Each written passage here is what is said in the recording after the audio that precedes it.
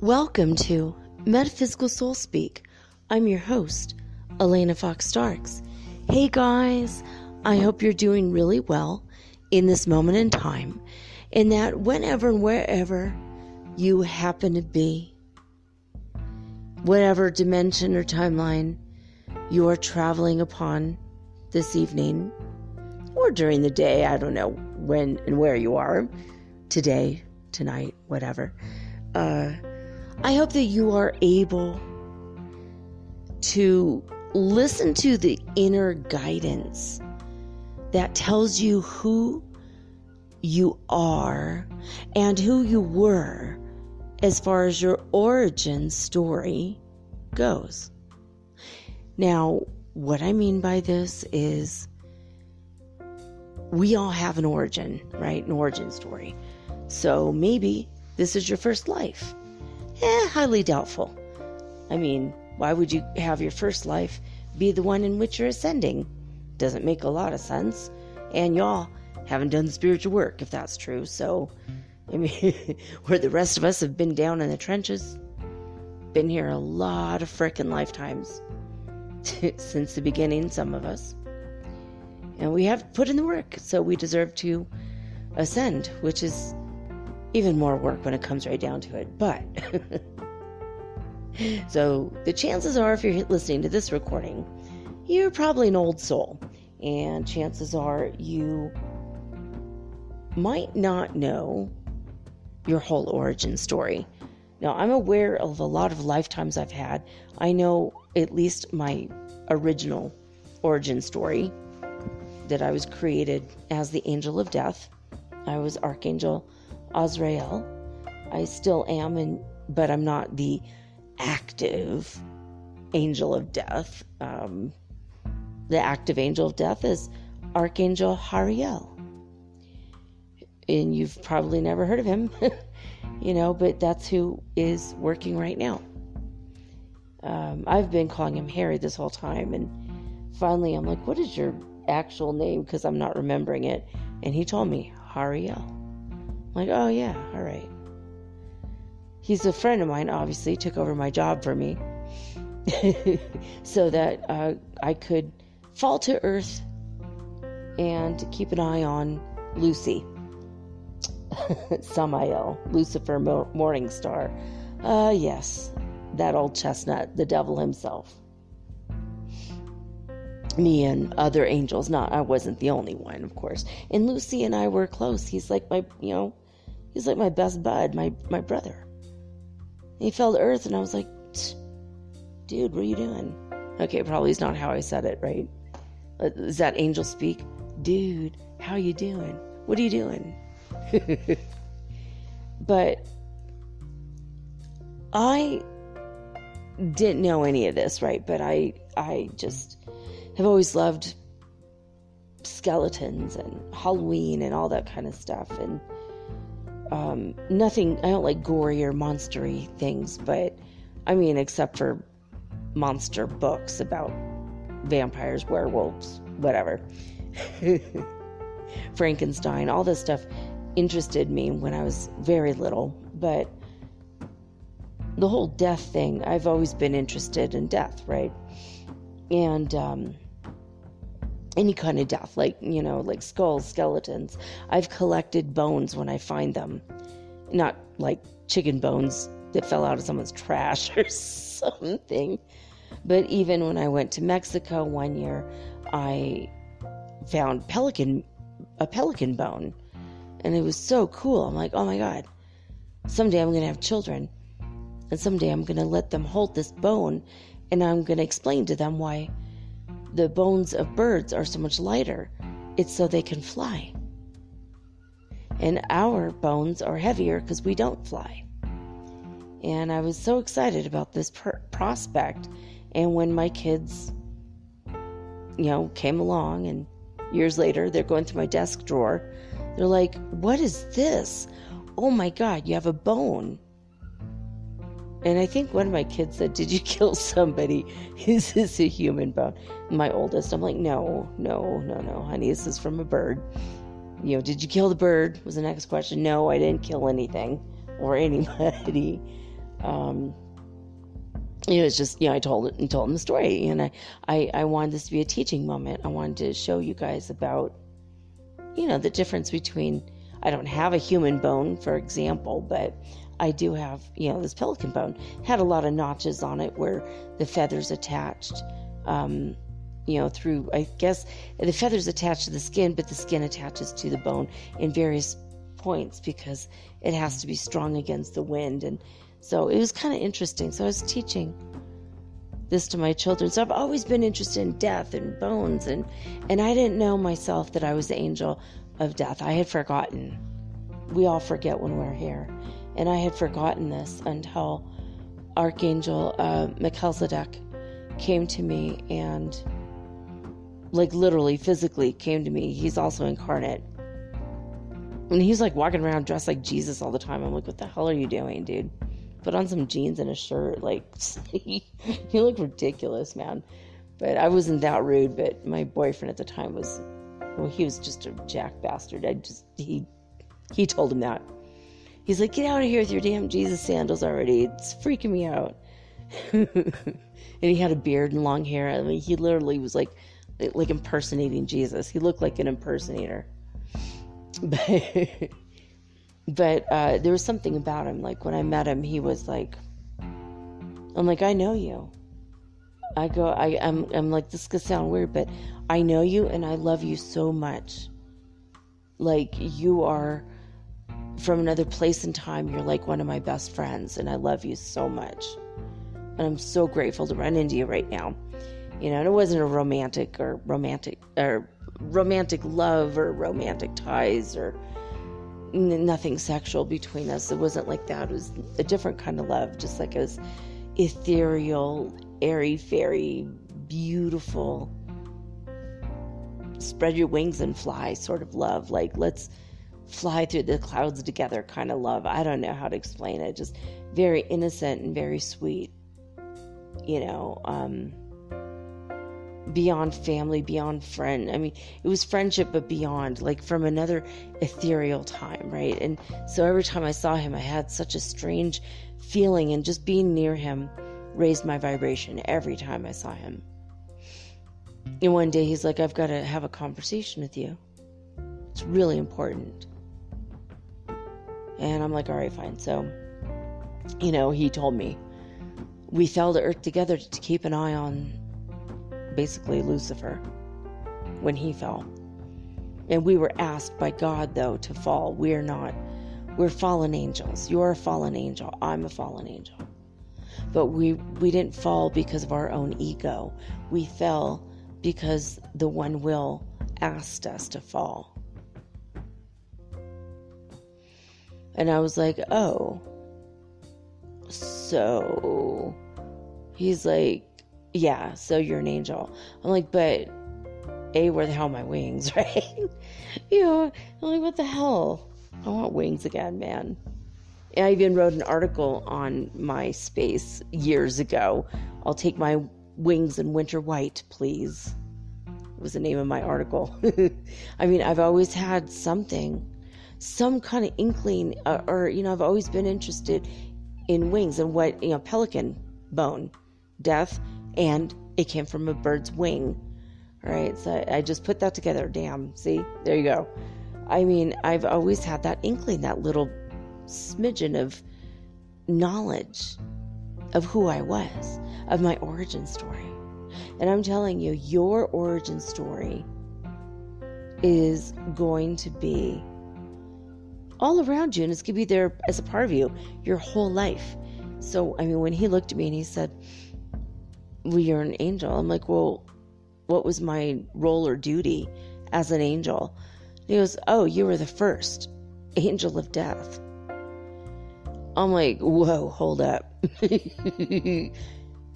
What? He's like, yeah, you're like the angel of death.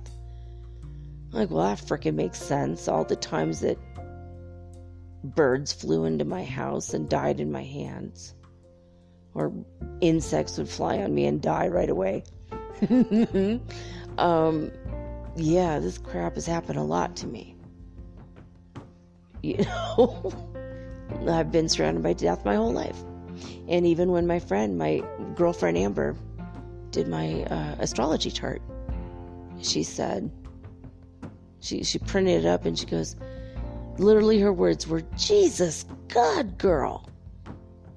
Oh my God. I'm like, so is that good or bad?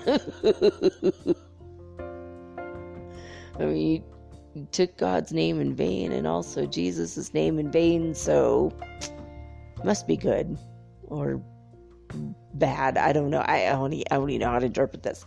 And she says, you're lucky you're not dead yet. And I'm like, what? She's like, okay, first of all, take good care of your damn lungs. I'm like, okay. And she's like, second of all, you've got like a bunch of planets in the 8th house. I'm like, whatever the flock that means. Okay, what does that mean? And she says, well, basically you are obsessed with sex and death. That's the 8th house in your chart, and they're all in Virgo. Oh my God. They're all in Virgo. With Scorpio midheaven and Capricorn rising. All right, great. So, all right, fine. My whole life I've been surrounded by wings and birds and imagery and, you know, of angels. And my favorite book when I was a little girl, when I was very little, like 3 years old, there was a book called The Littlest Angel. And my mom said, when you were in heaven, you were an angel. She said that to me when I was little. You know, and I grew up a little bit and I thought, well, that's a sweet thing for a mom to say to a child. It's total bullshit, but so sweet. My mom said that. Now looking back on that, I don't know if she knew, but I recently discovered that she herself was an archangel that fell with me. No wonder we were so close. No wonder we got along so well. And her name was Myrna. You know, we put an S in the front, like in Smyrna, like the ancient biblical city. And the name Myrna means beloved. I'm like, yeah, she really was. Everyone loved her. And so she was an archangel as well. But she didn't know. She didn't know anything. You know, about her origins, you know. But she was always very sweet. I mean, she would get angry. God, so angry when she would catch someone like stealing or telling a lie or something. And she's very sweet and very loving. But boy, I saw her go after somebody. And she's telling him in English and in Spanish, put that necklace back. And he was just like, and she shamed him. I'm like, oh my God, that guy could have had a gun. That guy could have, you know, he could have hurt you. She's like, I don't care. You know, this person's over here making their necklaces. It's their art. And they deserve money for their time and their efforts. And they don't deserve to have some random stranger steal their necklace. I won't stand for that. And I thought that was funny because she was always so sweet and so meek, very passive, you know, in her pacifist in her energy, except when faced with crime. And then she was like really mad. Like that was just like, I draw the line there, right? You know, that kind of crime anyway. So, I've been surrounded by my whole life, and I think that you guys have too. And it doesn't mean that you're an angel. I'm saying that as my example, because I'm going to tell you guys a wild frickin' tale that's happened to me in the past 24 hours. All right, so it's freaking wild, really wild. So you might be a starseed born on another planet. You might have dreams of a green sky or a purple sky or an orange sky. Now, if you're in San Francisco, you have reality of an orange sky right now, and God bless California, Oregon, and Washington right now. Send rain, send rain. Ooh, boy, send a lot of rain, please, guys. But you might have been a starseed on another planet.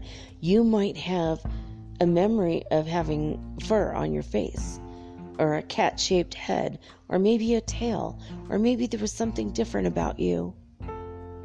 You know, maybe you had a reptilian skin. It was dark green or light green, maybe even blue. You might have been a Pleiadian. You feel like you're human and yet you're flying around in a spaceship. That doesn't make sense. What? Then you start hearing about this stuff and you're like, oh, damn, I was a Pleiadian. Now I'm an Earthling. You might have been a fairy. It's very possible for fairies to incarnate as humans. And this happens quite often so that they could tell humans about the environment and what we're doing wrong, what we need to change, and why and how that can happen, why it needs to happen.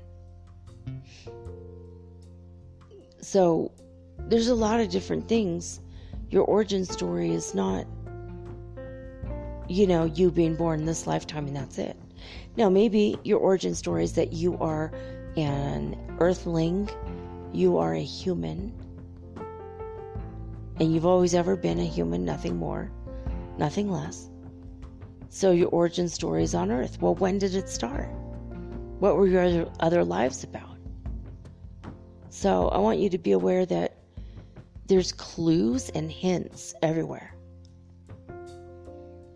If you heard a piece of music and started dancing ballet, maybe classical music, and also you just automatically start dancing ballet when you were a kid, and it didn't dawn on you until like the next day that you've never taken a lesson in your life, let alone ever seen it, how did you know how to do that? There's a clue. Ask your mom or dad, or your aunts and uncles if you ever did anything strange as a kid that didn't make sense, because it's about you did something that, or said something that had nothing to do with any of your current knowledge at the time. When my son was about 2 or 3 years old, we bought him some airplanes from the toy store, just, like plastic airplanes. And he got angry at me because I didn't get him the right airplane. I'm like, what do you mean? And he turned it underneath and he started telling me all the parts of the plane. And he told me all the parts that were missing on the plane. And I'm like, well, most children don't know that. And the toy manufacturing company makes the toy simpler because it costs less money. And he got really mad about that. He's like, well, I know all about planes. I'm like, how do you know? And he said, because I was a Nazi soldier in Germany. And I was around those planes all the time. I thought, wow, that's crazy. That's pretty crazy, man. I'm all, oh, interesting. Like, oh my God, he's a Nazi is born to me. What do I do? What do I do? He's not that way now, obviously. A lot of people had that experience, being in that situation on one side or the other. But that might be your origin, might not be. Maybe you're in your 4th life, maybe in your 400th life. But just start asking, just start looking around your world and see all the clues, You might not be an angel or a fairy or a starseed, You might be an earthling, and that's pretty special because we have in our DNA, well, it's DNA from all over the universe put into one being. We are like a living library. But check it out. Just see what you come up with. Maybe write it in a notebook. Just kind of keep a running track of all the weird things you think about. Have you ever had any obsessions with water? Maybe your first life was in Atlantis. You know, if you're obsessed with mermaids and water and genetic splicing and the like, it's quite possible you were an Atlantean.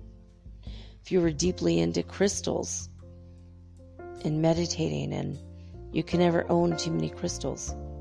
That's like me. It's more Jude DeCoff. He's got tons and tons of crystals. I'm sure one day his house is going to float away into the atmosphere because of all the crystals he's got. But, and by the way, that's who I'm doing the show with. If you've read the title of the show, you know. It's not quite an interview, but he's doing a future reading for me. I've already recorded it. And I could tell you, I agree with most of the things he said, except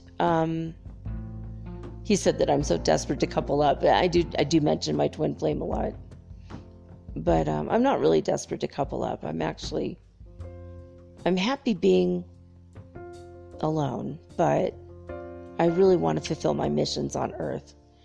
I'm done, I'm weary, I'm tired. I just want to get back to my home and restore my wings unto me. It's like really all, it's just like, can we just like get on with it already? Because I just feel like I've been waiting in the dentist waiting room for like a freaking eternity. And I'm scared of the damn dentist, you know? It's like, I want it. I'm just anxious. I'm nervous. I want to get to it. Virgos have a tendency to worry and have a million planets in Virgo, so it's like constantly battling the worry monster. But, so that was one thing. And what's another thing? He said that, he said that if I go ahead and marry somebody, if I meet and marry somebody quickly, it's going to end up in divorce. I'm like, well, I'm going to prevent that fucker right now. Not going to do it. Unless it's my twin flame. And I know who my twin flame is. Unless it's him, I'm not going to be with anyone. But it's really funny that one thing he said, he's like, well, it could be someone trying to get like a green card or trying to trick you or trying to be in a relationship with you to steal from you. That has happened in the past. Someone stole from me, was in a relationship and then stole from me. And they said something about the face. His face might be similar to the face you thought you've been seeing. And you might feel tricked into being with that person. And my last boyfriend looks like similar. Very, very similar to the guy who really is my twin flame, the man. So I thought that was interesting and telling. But you'll see. You're gonna hear, and you have to forgive. Jude has severe ADHD. He had to take an ADHD pill in order to do the reading for me. So he's all over the place with a lot of different tangents, but they're all extremely interesting tangents. So you're in for a wild ride tonight. And tonight's going to be part 1. Next week, on Thursday, will be part 2 of my reading. And he wants to show you guys how accurate his readings are. But he did say something about a boat in the first reading and the second reading, which I've already recorded. There was a ship. Well, I've been thinking about getting a cruise ship job for a while, but decided against it as soon as COVID hit as a possibility for my future. But my son and I have been talking about moving to Italy. he wants to go to chef school. And then he also wants to go to France. And I'm like, well, I really want to live in Italy. And I have a feeling that I'm going to end up living in France with my twin flame. So it's very, very strange, all this stuff. But with this potential first marriage, it's going to end in a couple weeks, that he said. You'll hear it in a minute, all the things he says. I wanted to say one thing he did not really know at the time when he did the reading, is that I was starting to panic a little bit about being alone, being an empty nester totally on my own. It started to freak me out. And another reason why it started to freak me out, I haven't mentioned to you guys either. 3 nights in a row, there's this really freaking weird bug in my bathroom, and it's only there at night, and it's gone in the day, which freaks me out further. And it's freaking wild. It's got like antenna, and it looks like it has wings, or maybe it doesn't, but it's psychedelic as hell. AF. It's back. It's got all these wild, like, green and yellow and kind of orangey spots, but it's all muted colors. And it's a black bug with these wild colors. And it just showed up in my bathroom. It's never been there this whole time, and all of a sudden it's there. And it showed up on the mirror. How the hell? It's just walking around on the mirror. It was just sitting there. And I was like, what the hell? It scared the crap out of me. I walked in there and I was like, wah! I mean, this thing is like 2 inches long. It's scary as hell. I don't want to go near it. I don't know what it's capable of. Is it going to spit some venom in my eye? I'll go blind forever? I don't know what it is. It might be poisonous. It might be deadly. I don't fucking know. And the second night, it was on the mirror again, but a little bit lower on the mirror. And then the third night, it's I sat down to go to the bathroom to pee, and I heard a noise. It was making a noise loud enough. It's got a weight to it, and I heard it crawl. Oh, it's freaking me out. Crawled on the side up onto this cupboard underneath my bathroom sink. I literally started shouting light language at it. I was like, I didn't know what the hell to do. I don't want to smash it. It's going to be totally disgusting. It's fat. It's a big fucking bug. And it just wanted to come and hang out with me. And I asked God about it, and God's like, well, it came to hang out with you until it died. F my life, dude. Really? Because I'm the angel of death. Insects do this to me all the time. So strange, man. And I'm having a hard time having love and compassion for this guy. This is freaking me out, but I'm not killing it, so. Anyway. So I don't know what that is about. It's not a bug. I did last year, if you don't know, if you're brand new to the show, I did an episode on what insects mean when they show up in your life, because they are messengers. Angels are messengers, but we don't always see or hear them. Bugs, we see immediately and we freak out. But if you see ants, it means that you need to be a part of a team, or, learn to work with your family members.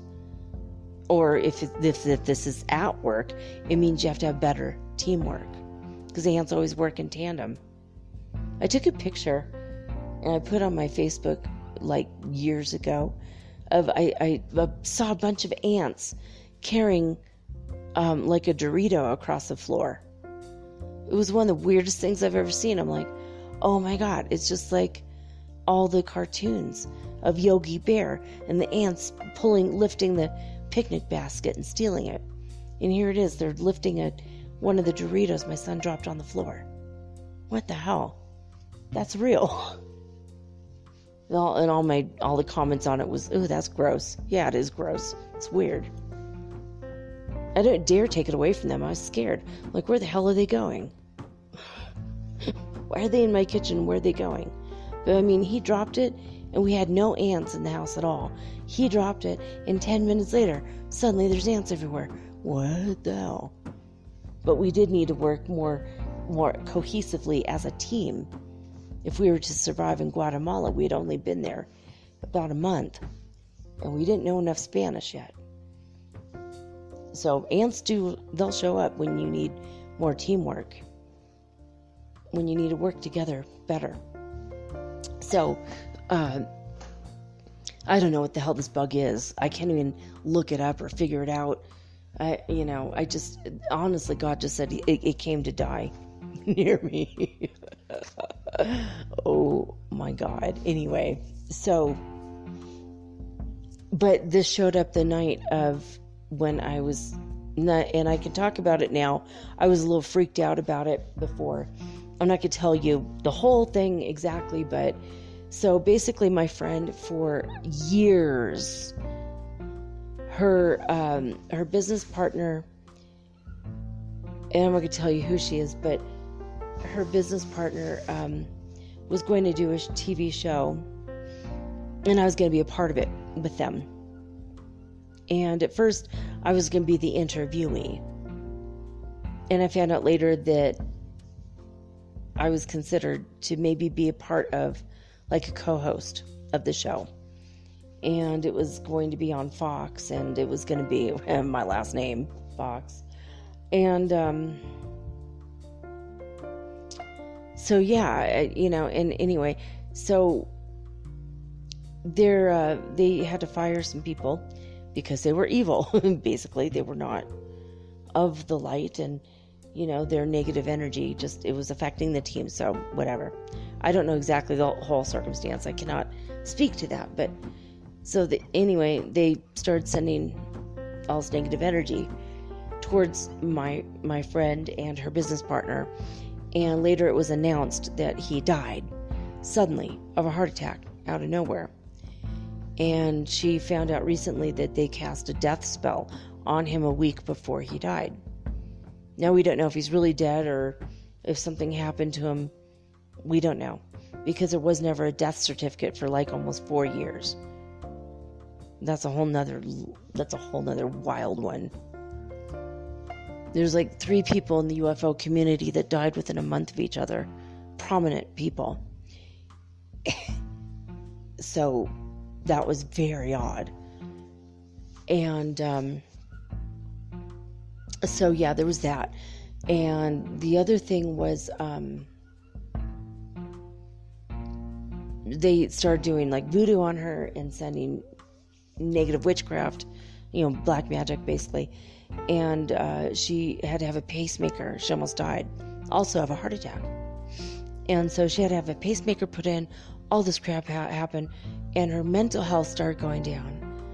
She was like not clear. She was fuzzy. She was having a lot of problems with her health, with her negativity, not being able to function or think straight or work her own magic.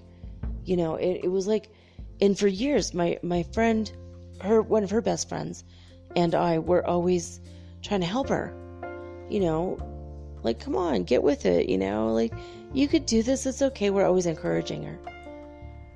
And 3 days ago, we discovered that, for a couple weeks, she's been physically attacked, shoved against the wall, claw marks in her legs. All kinds of crap has been happening in her house. And she would, she's crying, calling me, going, I'm so scared, I don't know what the hell to do. And like, maybe it's a spirit that needs to go to heaven. Maybe we need to open up a portal. So she opened up a portal, and she did singing and chanting and crystals all day. And she put on Om Mani Padme Om, Om Tat Sat Om, played that super, super loud, and encouraged the thing to go through the portal. And then it came back a few days later.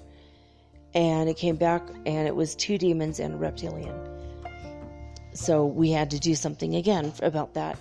And, my other friend, our other mutual friend, wrote me and she said, we need to do battle with a reptilian and 2 demons. And I'm like, let me think about it. What am I going to do? And she says, we also have to do reverse curse, reverse spell. We need to do anti-voodoo, and I don't know how to handle voodoo. And then we have to do anti-black magic, and I don't know how to handle that.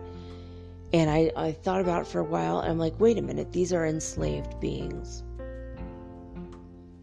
These witches, bad witches, bitches, no.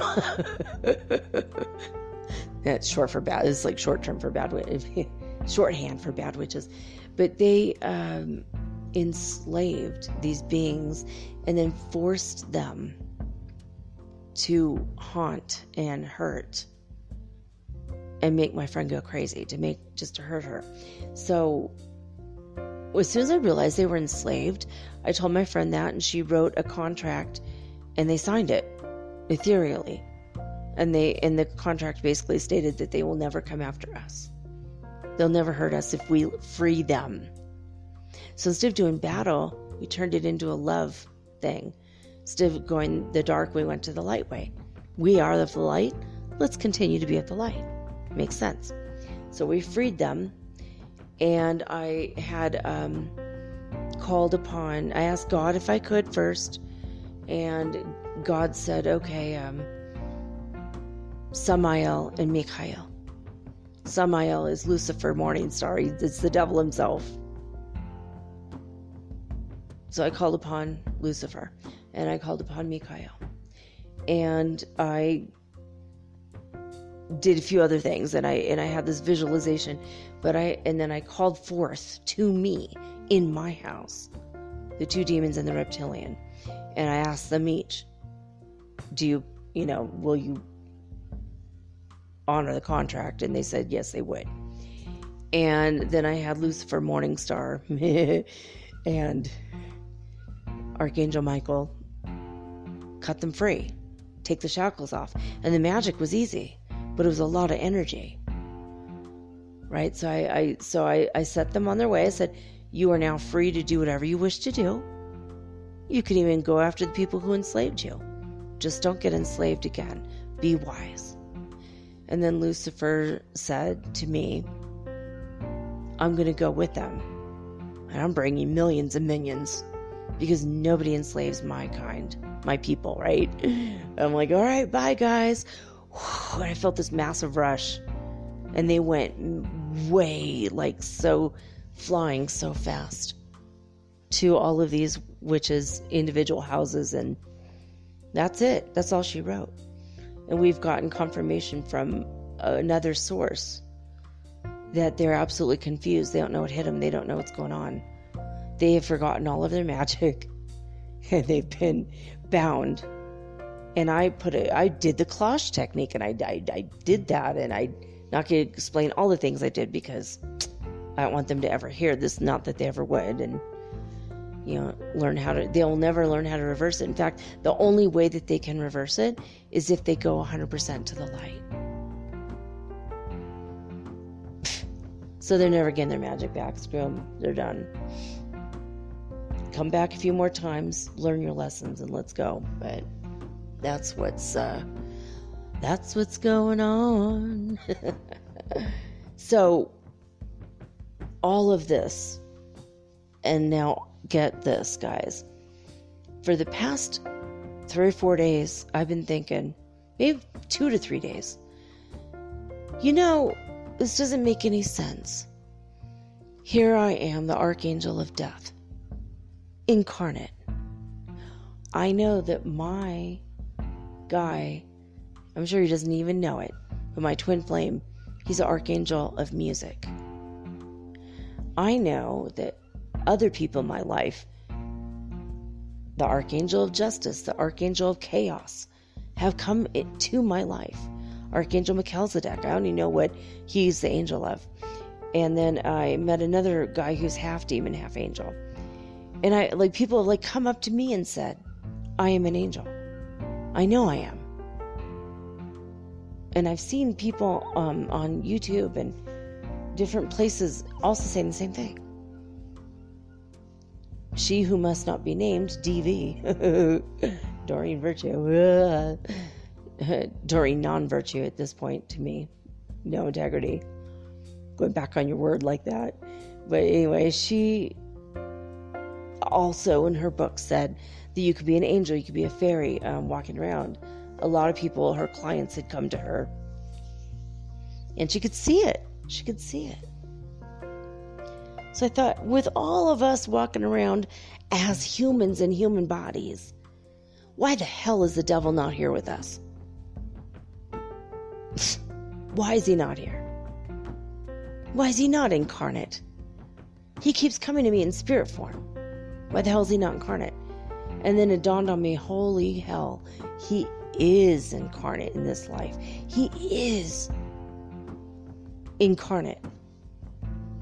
It's his spirit. He's traveling to me, astral traveling in his spirit body to have conversations, to hang out, because I was like his best buddy. We're like really close. So of course, he would, the minute the schematic was over, he came to me last year in April, when the day that the apocalyptic happenings were going to start happening big time, because, well, you gotta go listen to that episode. I think I called it The End of the World or something. Or Archangel of Death. I don't know what I called it, but I had to do a task. It says in the Bible, the Archangel of Death rides on a horse. Well, I didn't ride on a horse. I brought my son who's born in the year of the horse. That was the best I could do on short notice.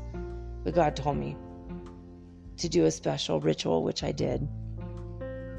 And, well, I'm not going to say you're welcome, because no one's happy about this. I'm not even happy about what's going on. But I know it's going to wake up a lot more people. All the fires in California, the sudden temperature drops. Now the oceans are going to rise 10 feet as soon as those icebergs freaking break off and jump into the ocean. There's a lot of crazy crap going on. Coronavirus, obviously. The locusts, you know. I feel like I took my part in unleashing all this crap, because we're ending the schematic.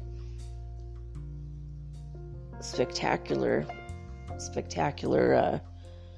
way to go out, I guess. But why is the devil not with me? This makes no sense. You would think that he would be incarnate. Well, guess what, guys? I just left some comment on something, and this guy commented, and then I commented back, and he wrote me back. He said, "Oh my God, I have missed you. I have missed you. I have known you from the beginning. I am the first angel ever created." Holy crap. The devil himself wrote to me. He told me last April, and I put it on the show. I kid you not. I said, his spirit flew to me and said, I am done. I am ready to be one with God again. I am ready for unity to take place again. I'm giving up all those, I'm done. I'm just done. Giving up the evil ways, basically. Last April, his spirit came to me and told me that. Today, last night, and today, actually mostly today, we talked. We DM'd each other on Instagram. How freaking crazy is that? And today he said the same exact thing to me today. He said, I am ready to negotiate with our Father. I want to be one. I want to be one with humanity. I want to make my kingdom better, meaning earth. He still talks like the devil. It's crazy. This is why we're all worried about him before. But now he has a different mission. Now he wants everyone to have love and peace and prosperity. He says, let's make a new kind of money where everyone's going to be prosperous. Let's do something. Let's make it. He wants to make music better. He's like, I want to make this world better. I want, but then he talks about building temples to him. Whatever. Okay, fine. Whatever. Typical devil shit, but typical Lucy. It's just who he is, what he does. He said what drew him to me was my 500th episode, was the first episode of Metaphysical Soul Speak. that he ever heard. And then he had the nerve to say, this is hilarious, he has the nerve to say to me, oh, all that you have sacrificed and made me cry just so you could get my attention. What? Typical devil.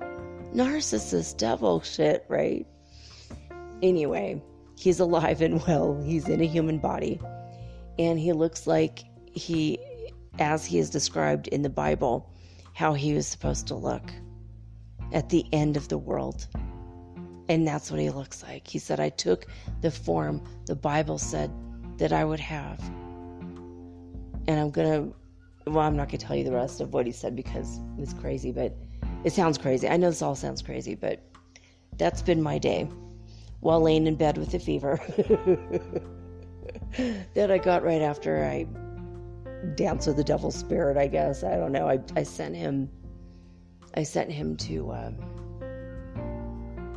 he agreed, he likes to do battle. He likes to punish evil, right? So he just went and punished those people. So yeah, that was my day. Kind of a day of insanity, but I know it's true. It's very odd, but I know it's real. I know it's freaking real. So I had to tell you guys because it's crazy, but it's real. And it's funny because a lot of the things that he was saying to me, and he says, look at the word devil. Turn it around, and it's lived. But it used to be devol, D-E-V-O-L. And then you turn that around, and that's loved. He says, I was the most beloved. You know how much they've abused me over the years? They cut a goat's head off and put it on my body. What the hell is that? That's what he said to me. I'm like, oh my God. I spoken like a true devil, right? Just say, that's like crazy. And it's like, yeah, all right. He hates all the associations that people put on him. I don't blame him. I would too. But he's like my brother, I love this guy. So I'm like, all right. I asked God, can I trust him? The answer was yes. Is he real this time? Is he telling the truth? God said yes. I'm like, do you want me to work with him? Otherwise, I will just say no. He asked me to work with him. The freaking devil himself asked me, the angel of death, to work with him to bring about peace and harmony on this planet. He says he's trying to get the pieces together, the angels that were supposed to help him. Oh my God. So obviously you all know I'm here to help you ascend. I'm here to help myself ascend. We are in the process of all of that now. Anyway, we might talk more about this later, but I'm going to get over to space weather. So I just realized I might have to pause this and get a collective card of the day. I did not do that because my mind has been stuck in this, having a fever all day. It's like around 99, not a big fever. I'm sure it's not COVID. I'm already feeling a lot better. I've had a temperature of like 97.4 for several hours, which is weird. But I'm good. But yeah, and it just blew my freaking mind. He's saying to me, I heard his voice, and then in one of the songs, he laughed and he sounded like the freaking devil. Exactly like that evil hoo hoo ha ha. That's like my comic devil laugh. But he has a real. It's real, dude. He's real. He's real and he's here. And before you start thinking he's the Antichrist, he is not the Antichrist. A lot of people mistaken that. I have seen that real Antichrist. I've had a vision where I go and I confront the Antichrist. And the Antichrist is, I think he's either Middle Eastern or he might be South American, but he goes to the Middle East. So it's one of the two. So it's definitely not this guy. This guy is the devil, but he's an incredible singer. He's really talented. It's just blowing my freaking mind. Anyway, let's get into space weather news, guys. Yeah. Let me find this page here. Okay.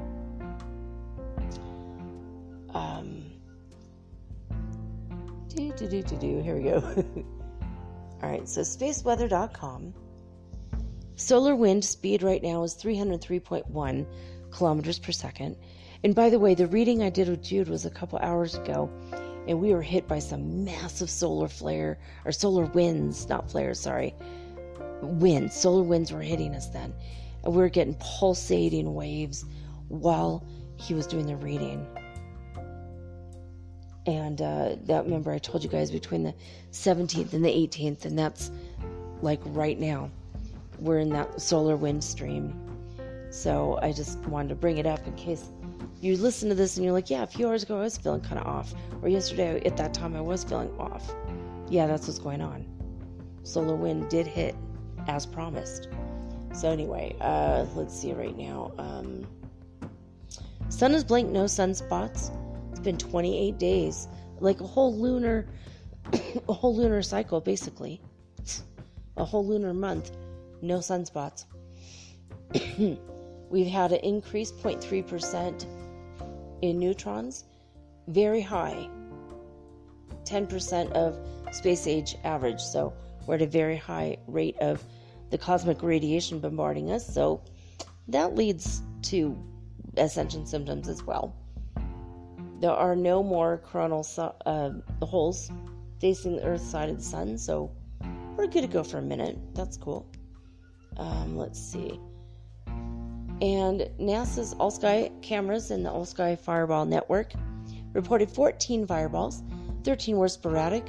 One was a southern Taurid. Now, disclosurenews.it. Remember, I told you that it was 11 hertz on the 11th, 12 on the 12th, 13 on the 13th, 14 on the 14th, which is crazy. And then on the 15th, it was like a lot more. Oh, damn, I think it was like 51. Oh, we were living in the damn Matrix. I might be wrong about that, but I think on the 15th, it was 51 hertz frequency, which is the opposite, like 5115. It's like a mirror. Well, today is no different. Yesterday was 16 on the 16th, 16 hertz frequency. Today it's 71 hertz frequency on the 17th. Oh my God, it's a mirror image. 1771 or 7117. NCC 1701. Okay, no, that's Captain Kirk's serial number on his spaceship. I'm such a nerd. Anyway, it's like, seriously, if you've ever seen the show once, you know it. But anyway, so HeartMath Institute .org or heartmath.org, they are still closed. They're in the way of the fires.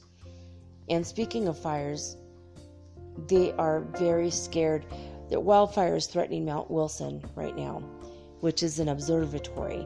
Astronomers are very worried. Let's send some love and light and lots of rain to Mount Wilson.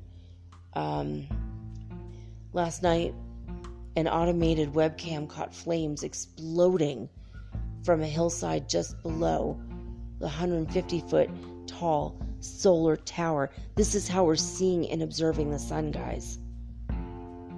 And the fires on Earth. Somehow I feel responsible for this, but God told me to do this, so God's to blame. Anyway, with all this apocalyptic shit. Okay. So, anyway, the fire, there it is. It's crazy. You can see a picture of it on spaceweather.com. The Bobcat Fire, which erupted on the 6th of September in the Angeles Forest, is now out of control and is threatening the historic observatory. So this is in California. And it came within 500 feet of the facility. Now, the firefighters did save it, thank God.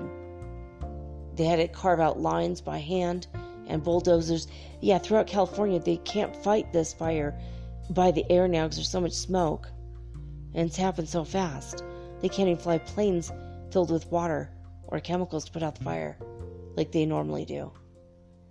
So, after 2 harrowing nights of firefighting, the observatory still stands, thank God. I mean, you cannot overstate the importance and impact that Mount Wilson Observatory has on astronomy. Edwin Hubble used this telescope. Oh my God, I know this telescope. Yes, there was a movie in which this telescope was a prominent part of the movie that I saw with my kids in the theater a couple years ago. Wow. So yeah, this is the largest telescope in the world from 1917 to 1949. And to discover that the universe is expanding, they learned it from this one. Fritz Zwicky found evidence for dark matter with this telescope. And working with the observatory's solar towers, George Ellery Hale showed that sunspots were giant islands of magnetism floating upon the surface of the sun. The observatory is still in peril, guys. Let's send some love and light over there to the firefighters, give them courage and strength and energy to keep going, and let's send rain. California badly needs rain. So they're saying, yeah, best wishes to the firefighters who are working so hard to save Mount Wilson Observatory. Oh my God, that's so sad. Ugh, it breaks my heart. All right, I'm going to take a quick break, guys. And when I come back, you're going to hear part 1 of the reading that my near twin flame, Jude DeCoff, did for me. He wants everyone to know how he does readings, and it's pretty interesting. These Gypsy cards, they kind of give me the chills, honestly. They seem very, very, very, very accurate. I wanted to say one thing because I wasn't able to get a word in edgewise with Jude and his ADHD. God bless him. I love him so much. This is the thing, is that I was starting to panic about being alone.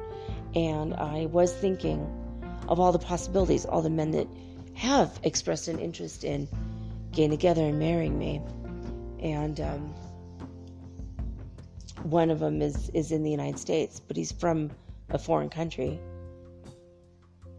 And I'm like, okay, I'm not going to do that now after this reading. I'm like, oh, hell no. I love him very much, but I don't, but I have 2 or 3 different men. I'm like, okay, maybe. All right, maybe I could date that guy. All right. We'll see where it leads. And apparently it would definitely lead to marriage, and it'd definitely be over in a couple of weeks. And it'll definitely leave me disheartened and really upset. So screw that. I'm just going to stay alone until my twin flame gets his purty little butt over here to me. I mean, it's just the way it is. I want to fulfill my mission and just do my thing, so. And apparently it looks like I might be working with the devil to create peace on earth, so I'm going to be busy anyway. Yeah, all right. He says, I hope the world thanks us at the end, just like a devil would say. It's eerie. It's so eerie. Lucifer. Blah. So crazy. I just bought a Lucifer hoodie from the TV show, which I absolutely adore. They do such a good job with it, but this is all freaking me out a little too much, but we are living in the Matrix after all, guys. All right, so I'm going to take a quick break. When I come back, we're getting into that Jude DeCoff reading. So, woohoo! Right after this message.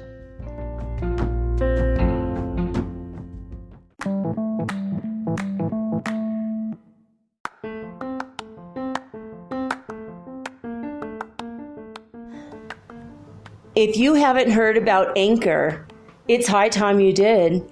It is the absolute easiest way to make a podcast. First of all, it's absolutely free.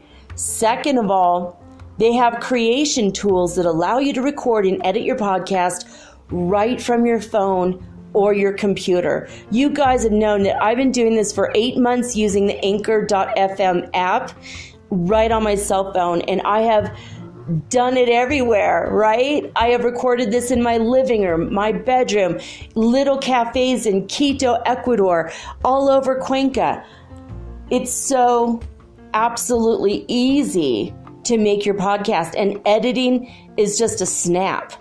Anchor also will distribute your podcast for you, and it took me about 2.5 months to become syndicated, and now I'm available on Spotify, Apple Podcast, and many more, and so can you. You can make money from your podcast also, and there's no minimum requirement. You get paid from your very first listener. It is everything that you need to make a podcast all in one place. So please, if you are interested in making a podcast of your very own, do not hesitate to start with Anchor. Download the free Anchor app or go to anchor.fm to get started today.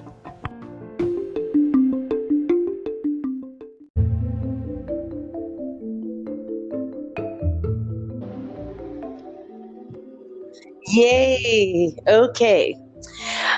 Everybody, I am going, well, kind of live with Jude DeCoff. I guess it's not really live right now. I mean, I'm alive, but not. This is a recording. It's just so weird that you're like in the same time zone I'm in, and you're like, I wish that. It's so weird. Okay, so this is Jude DeCoff. He is my near twin flame. We have had other lifetimes together, I think in Atlantis. Listen, Atlantis was a different dimension. Like, we screwed up our other dimension, got kicked out. Yes, that's true. Yes. Right, but it's like so much older than people think or know. It was like before the Big Bang of this area. Before we planned the Big Bang of this area. We had to have, because we can only exist and never not exist. You know what I'm saying? Yes. Well, I want to get through this real quick. Okay. I know my readings. That's why I want to do my readings, because, like, listen, the information when it's focused, not like a forward focus, but when it's focused in a tool for me, like, I'm gonna do a couple different things with you. I've got a crystal ball. I'm gonna do some crystal ball scrying. I'm doing some record keeper crystal meditation. Okay. And cards. So there's and I Ching. So there's and statues of different gods and deities that I've been praying to, and have candles lit right now for St. Jude. You know, I merge everything: Judaism, Kabbalah, fairies, everything, and the result is very accurate and sometimes scary. This is really cool. Okay, let me say real quick: the Starseed Perspective is your podcast, and you also do readings. And this is what we're going to do. This is the first, showing to the world the kind of readings that you do that are unique to you, and no one in the world does this but you. That I've done professionally for 27 years. Yes. Okay. Good. That's awesome. Great. I have a lot of experience. It's just pretty soon, though, the cards will be kind of null and void. But I mean, you do kind of need a focusing point. But crystals, right.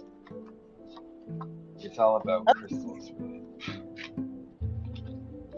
Honestly, because even in Atlantis, they had the monoliths, and I just intuitively, when I started reawakening and getting back into it, because I did my readings professionally about, 18 years ago. I was in a book, Conversations with the Children Now, by Dr. Nick Blackburn Lucy, and then I was in a magazine, a side next to Sylvia Brown. I was the featured article of Indigo. They were doing articles on indigos and such, and it's on my Starseed Perspective, the Starseed Perspective on Facebook. But so I did my readings like really professionally, but fairies in the Davic realm and fairy world and haunted items on eBay is really where I got my start. And then, like, I remembered when I was 13 and 14 and I had a job at a greenhouse with plants. I was just naturally with plants always, but I would use all my money to, get cards or esoteric metaphysical items, books, when I was like 13. But my higher self, Wow. I visited myself, letting myself know that, look, I'm going to need this stuff to make money, because I made a living at only doing readings for it. It's like 2 years. It's kind of weird. It was like before, Facebook Live and before online readings and such. I did it on the phone and stuff for people all around the world, like China, Bangkok, which I was scared because Wow. I didn't have a translator at that point. But so that's when we used to tape it, and then I would mail them the tapes too. But it's interesting though to see how things are progressing this way, and to see how my ability is progressing. I mean, people have their own niche, but if you don't label it, everyone can do everything, because that's the point. Wow. Anyone on the planet can do anything that anyone else can do, because we're all divinity, and we're all just pieces of different gods. Absolutely. But what people don't realize is that we are literally, our souls are pieces of different gods, and your soul can be multiple pieces of different gods, which is the 21 aspects of the 22, because you're in your one right now, so the other 21 are existing. I don't, it's hard, because like when I dream, I go right to my other lives, parallel, past, whatever. I don't ever not dream lucidly, but I think that's a pathetic thing, like for when people are really, use divinations like very easy, is almost as easy as singing. That's really awesome. I'm sure that you and I have gone to classrooms together to learn stuff too. Right, those oval egg-shaped classrooms up in wherever we go at night. Like, I've been there before. And then the ones that look like Harry Potter Town, where it's like Diagon Alley, and we're all floating like 2 inches to 4 inches above the ground. And like our toes, our toes are like levitating back a little bit, tilted backwards, and like we're ever so slightly tilted forward with our hands like kind of edging forward, but that's not what's moving us, Do you know what I'm talking about? Because that's like right before you wake up. That's right. You experience that right before you wake up, and then you're like, because you're like, oh, I'm just gonna get there. I'm almost there. And then you forget all of a sudden where you're going, and then you stop levitating. Then you wake up into your body, because it's so the annoying. Multidimensional life. No, I know, but that's why sleep is slices of death in between conscious now, because you're pulling your consciousness into your other lives that are either, well, all time is relative, so they're going on right now no matter what anyway. And the minute you realize that, and that every dream is actually not a dream, because that is who you are. Because once you die, it's the same thing. That is who you are. You're from unfocused memory to unfocused memory, unless you want to become a ghost. I guess if you really want to, but I wouldn't recommend it.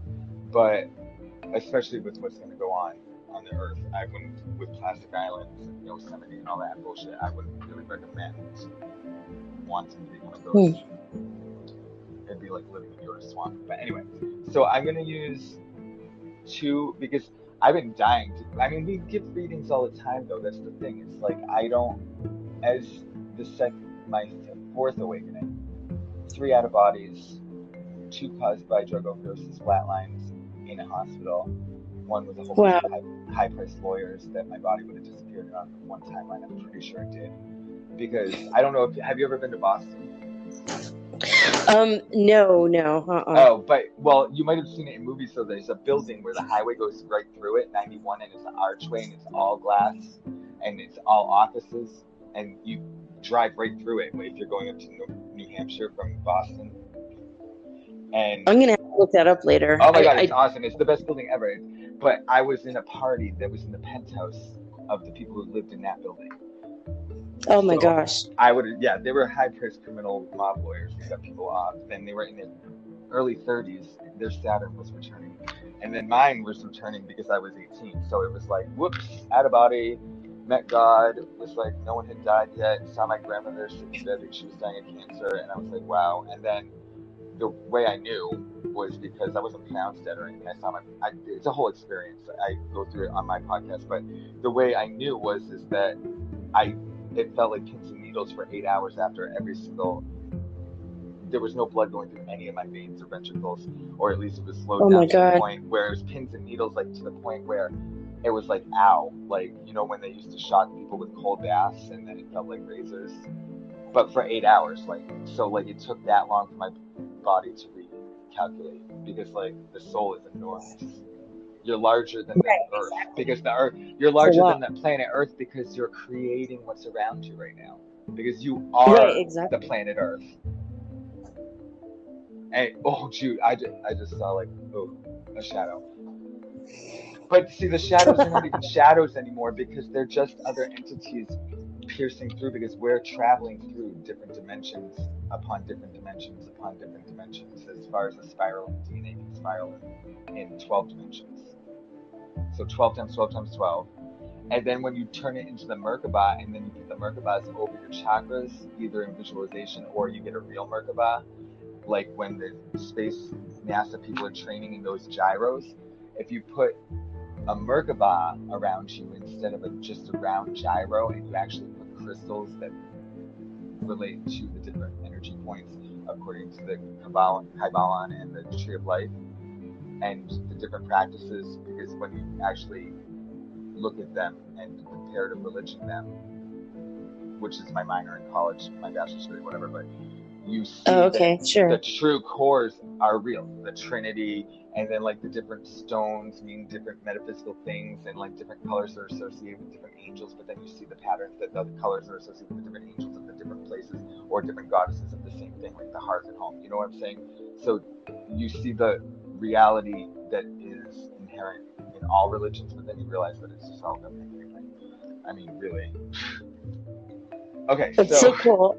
Okay, go ahead. Let's that was my future telling of the Earth.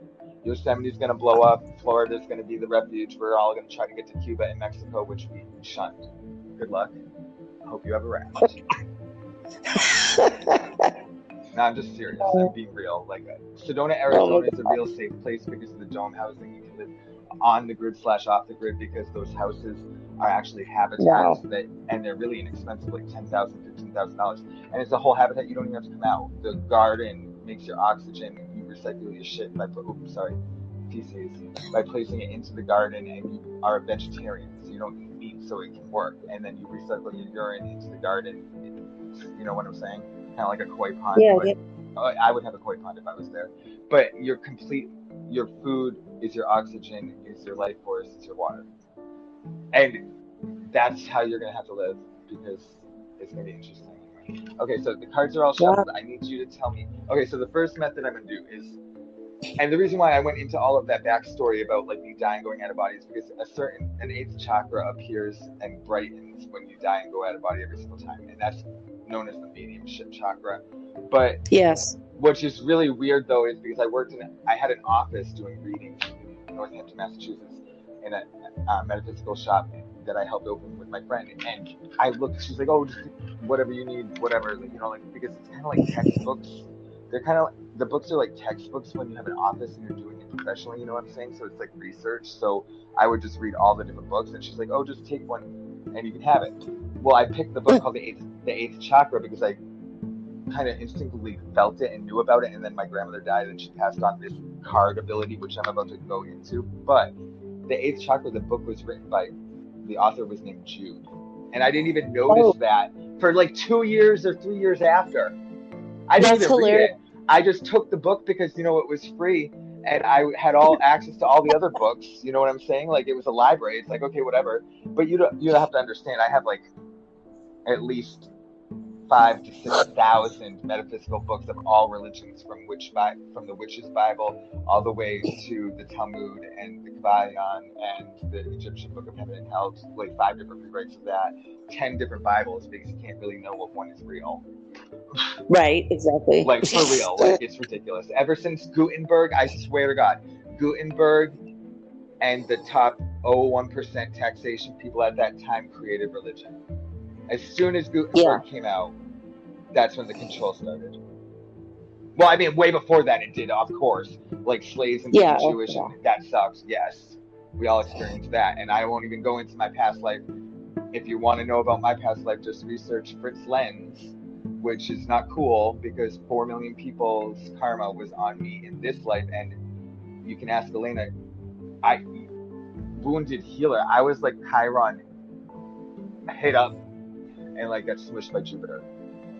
Oh yeah, like Chiron, the wounded healer, comet healer. just bash hit right into Jupiter and disappeared. That's how my life has gone. Like, I've lived so many lives in this life, and like I've reinvented myself so many different times, mostly to appease other people. But now this recent one is just like, you know what? It's just me. That's it. That's when you realize that everyone's journey is just me, and that's it. And then you realize that, oh wait, everyone is the exact same, and it's just a reflection. It's a student teacher, your student, your teacher. You have something to learn. You have something to teach me. If you don't recognize that, then that's when things go odd. But then the next step is to recognize it. So Right. that's where I'm at. I recognize it. I've forgiven almost everyone. There's a couple people that it's like, but it's because it's business related and it's discrimination related. Scientology is a really crazy story about how I work in government contracting and stuff. But it's very interesting, and it's completely polar opposite of spiritual, which is why it's creating this duality, and the duality is done. We're done with duality. If you hold on to duality right now, then you're going to become a ghost, because duality is going to become two different planets. Yeah, I think so too. I keep feeling that as well. Like, that not male and female, but I think like 2D. It's going back to two-dimensional. Damn it. But you know what's weird though? And then I saw on the Gaia channel the other day is that they were doing this death and dying thing, and I was listening to the metaphysics of death and dying, because I'm a Scorpio with Scorpio rising, 5 planets in Libra. I'm not afraid of dying. And my Scorpio, no, I'm not either. My Pluto is in Scorpio, in my 11th house. So it's like, and then all my planets are in 10th, 11th, and 1st house, and that's it. Not 10th, 11th, and 9th. Family, money, and like family, money, career, and the one that's next to it. Business, but not the money kind of business. Oh, yeah. All of my planets are in the house of sex and death. Virgo and Pluto. Every freaking thing is in Virgo. Yeah, I have like 8 planets in Virgo. I've got 5 planets and my moon in Libra, so that's 6 bodies in Libra. My ascendant, my rising sign is Scorpio. My sun sign is Scorpio. My midhaven's Virgo. Oh, that's sweet. Yeah, but no, because it makes me like psychotic because of the Scorpio with Scorpio rising. Like, my midheaven is Scorpio. Well, of course, because it has to be. Yeah. Sorry. And you know what though? That's how I talk to my clients sometimes, because it's like, I've been forming businesses, creating bylaws, operating agreements, all these stupid contract terms and conditions for like 14 years now. I'm over it. Like, whatever, I can do it fucking blindfolded. But the thing is so we're gonna have. You form a business and you're operating as a business, and then you don't even have bylaws. Like, oh my god, hello. Anyway, okay, so back to the reading. So to the actual reading, right? So I died and I got my mediumship ability, but like the 8th chakra gets turned on, and it'll turn on psychic ability no matter who you are. When you die, go out of body and come back, because you're chosen. Because if you weren't chosen, well, we're all chosen, but I keep getting these. See, I think it's God. I don't know. Someone's talking directly to me, but it's a lot weirder at this point in time because I pick up off of other psychics too. So like that Fibonacci majorum celestium. Fibonacci majorum celestium. Fibonacci majorum celestium. Fibonacci majorum celestium. Okay, sorry. Anyway, so okay, what was that? I'm not really sure what the hell that was, but that's the kind of medium I am. Definitely a physical. Like, they take over my mouth, but I don't even care as long as it's a white light and it's progressing me forward, not anything else. But I guess that's not enough sometimes. But I've got crystal grids, and I had a clearing done, and ever since then it's just like, wow. Okay, so I just need you to tell me.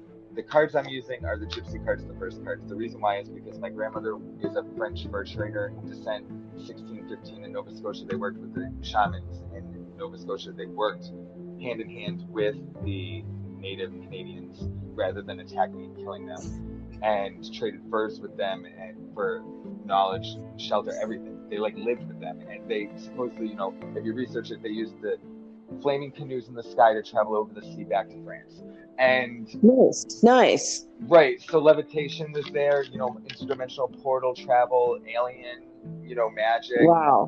Whatever So it was, my family was part of it. But that's not how I even found out. Ancestry, I found out that through ancestry, through my DNA. But through my family, we would be playing gin rummy, and my grandmother would be like, okay, the ace of spades is the death card, the queen of diamonds is the light-haired woman that will assist you in business. Oh, the nice. I know, right? And I was like, okay. So what? I was like, can we do you have any fours? You got any fours? But like secretly inside, like I knew exactly what the hell she was talking about, and I probably saw dead people. But like I have this weird memory block where I don't remember a lot. So like hypnotherapy would actually benefit me quite a lot at this point right now. Awesome. Because it would unlock my abilities to the next step. So hey, you can trade. So I'll do these readings. Anyway, if we ever get to the damn readings, okay. Yeah, I work let's from get home. to it. I don't talk to people a lot. Okay, so these cards, the Gypsy cards, are just playing deck, regular deck of cards. These ones have the meanings all over the sides, and it says, and I'm going to read them because like that's the really only way to get the clearer picture of what's going on. I'm going to give you my impression, but usually what comes out in the cards is everything we were just talking about. So, like literally, everything we just talked about will probably come out because I was shuffling the whole time. So, and then I shuffled with your 3 initials, and Elena Fox starts AFS. I shuffled in 3 piles. I shuffled 1, 2, 3, and I kept the deck so that all the cards were unboxed in the same way, right? So, and this is the method I teach on my podcast too, but I'll just run down real quick. So then I randomly pull them up, keeping them all still the same way. Then I did that 3 times, 3 initials, 3 times third dimension, 3, and then Trinity, whatever, it just runs across all religion. So it's got to be real, right? So then now I need you to tell me when to cut the deck. Okay. Tell me when to stop. Ready? 1, 2, 3, go. Way back there. Yeah. Okay. Now I'm gonna because I'm gonna box the cards now, because I only read the upside down cards because it points to the most stress in someone's life. But when I read them, they're not upside down because that's all that matters. Right. Okay. Why would you read the fluff? You don't need the regular crap. You don't need. I mean, some people do, and you can go back and you can take the upside down cards because I literally don't look at them.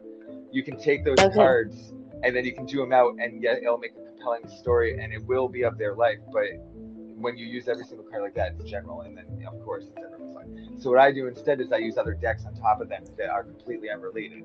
I used to use Doreen Virtue's decks until she forfeited the berries and bloodlusted over to baptism of fire, water, to the Republican side.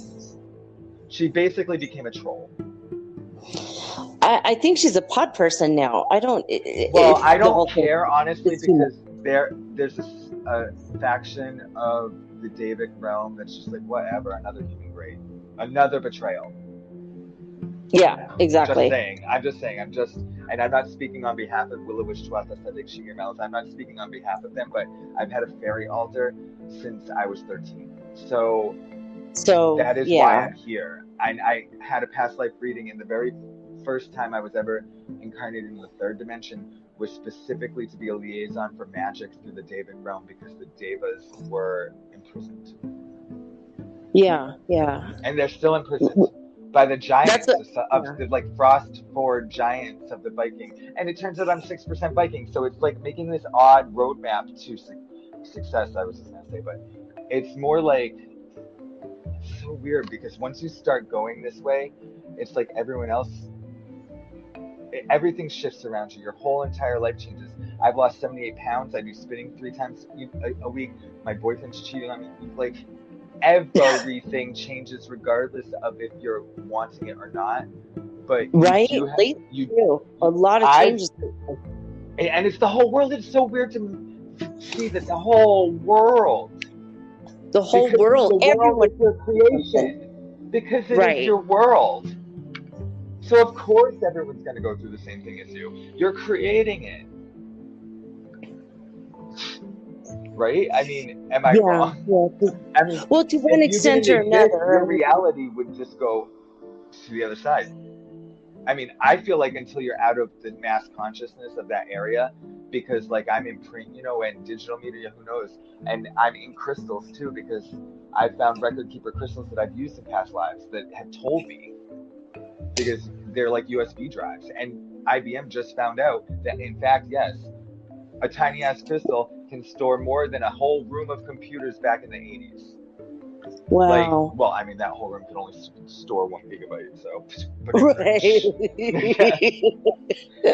I'm like, that's not terribly impressive, because they weren't even floppy. That's a terribly impressive 5.5-inch floppy that I can now use as not even a frisbee.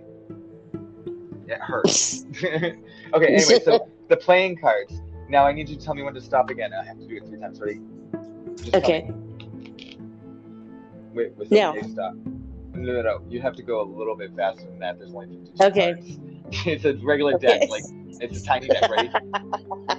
Okay. I don't stack it. All right. 1, 2, 3. Yeah. I had to. I had to stop. Okay, so you are definitely the angel of death because I pulled the coffin card, but you don't understand. I have 3 cards in my hands. Your cut was like, the other hand has 50 cards in it, and the other one has 3. Oh my God. An interesting bridge. Okay. Okay, now we're going to count to 3, and it's going to be really quick. I'm going to count to 3 really quick. I need like some sort of cards to work with here. 1, 2, 3, okay. Go. Okay, I used your okay. No, I used your okay. Okay. Now I'm going to split the deck, and I'm going to take control now. Okay, so I'm going to split the deck. All right. And then I'm going to flip it around. I'm going to turn the deck around because normally you'd be opposite me. So I'm going to turn the deck around. Now, this deck's different. This deck you're supposed to use every single card, but I only use the upside down cards because I found that very effective with the Doreen Virtue decks. I had like 28 of her decks, and if you use 3 of her decks, they like triple up in the same position, so you know that it's accurate because there's no other way possible that it could be if you shuffle the way I do it and teach it on my podcast. It's like the first that's episode. So interesting. Like, but that's the way to read her cards for real. She probably, I don't know. That I just found the way to do it because it shows you everything. You pull away everything that doesn't match, and that's the story. And these cards are like that too, except I have to kind of read them because the story flows depending upon what cards are else present on the board and how far away they are from each other. And the way I read it is I use the Native American star. Okay, so It's like a pinwheel. And I think that's how the medicine wheel goes too. That's how they express it, is that it's like time is cyclical. So we're going to start here, but that could also be your future because like Saturn return and all that crap. You know what I'm saying? Sure. You've taught about Native American coming up the medicine wheel and how time's cyclical on your podcast before, right? So I'm not blowing people's minds. I don't know. I have a lot of new listeners recently, so. Okay, well, let's get to the reading. So the reading, these cards, it's a gypsy way. And not by gypsy, I don't mean just traveler, Irish traveler, actual gypsy from Austria-Hungary area, even though that's it's fur traders were gypsies too because it's just travelers.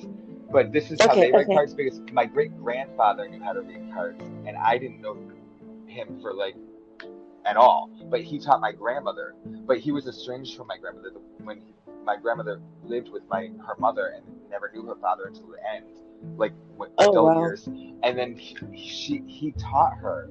So you know what I'm saying? So it's this weird thing. And then when she died, I felt this huge rush. And then all of a sudden, I was really good with planting. I was always good with fortune telling, but I thought it was because it was general and it was true for everyone. But then no, it's not. Okay, so I'm gonna do up the cards, and this is gonna be a long reading. So I'm just gonna blast through it. I'll take a picture with my phone and email it to you so that you can read the cards for yourself. Oh, and you know what I'll do is I'll put this up on my Instagram account at mermaidgirl888. Oh yeah, I know social media. I really should do that stuff, but I know social media, but when people hear stuff on. Yeah, people hear stuff on my show, and then they're like, "Well, I want to see," and so I want to show everybody. No, actually, I get enough. I get a lot of people commenting like, "Oh yeah, you said this on the show." It's so hard to like do all of that and then like actually like live life, exercise, be human, like advance your soul, play video games because you want to escape all Well, of I it. only put one post a day. It's not like I'm doing it constantly. No, I know, but I'm just saying, you get caught up in it and then you're looking at your phone all day. I look at 5 monitors all day anyway. At least they make me money. That's about it. I mean, my job is about to change. Okay, so here is the first deck, because I have 2 other decks that I want to use if we have time, or you can like cut and then we can come back, because the other decks are very different. There's an Atlantis deck that not too many people know of, and then I combine it with a past life deck to tell you your 21 personalities. Okay, so this reading, though, is based off of regular playing cards. My ancestors know how to read them without the definitions on them, just by the placement of regular playing cards. I know the definitions. Okay, so the first card is the letter. So there's a sign of good tidings coming your way. If it hasn't already, it's going to be touching you very now. Like, it's right over your right hand shoulder. And I don't know if you consider that your future or your past, because people's realities are different. I would consider my right hand shoulder my past. Probably my future. Right. See, you're opposites, which makes sense actually. Antares. Anyway, so. Yeah, Antares. You're touching upon unexpected good fortune, right? So now you know what the Native American star looks like, correct? It looks like the spokes of a wheel. Yeah. 1, 2, 3, 4, 5, 6. 1, 2. I can't count. 1, 2, 3. I'm going to a different space. 1, 2, 3, 4, 5, 6, 7. 1, 2, 3, 4, 5, 6. Oh God, and counting's making it worse. 1, 2, 3, 4, 5, 6, 7, 8. 1, 2, 3, 4, 5, 6, 7, 8. 1. Okay. I don't know what the hell that was.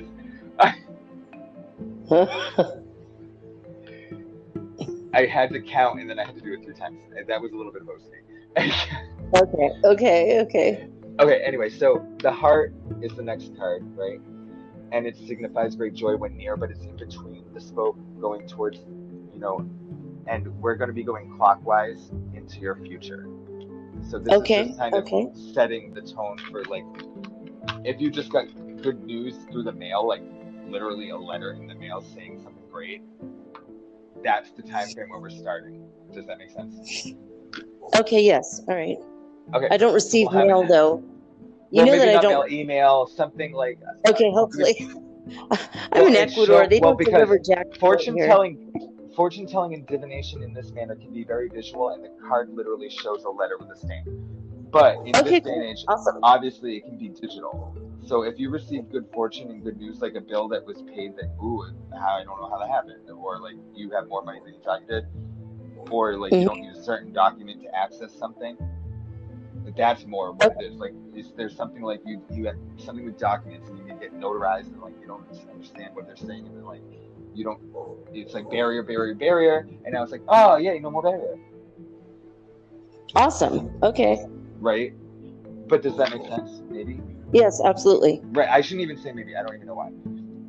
That's stupid. Anyway. Okay. So the next letter, like I said, I'm just starting to do readings again. Right, and at the end is the bride, which is usually when it's close to you, it's going to signify, your highest aims of marital bliss.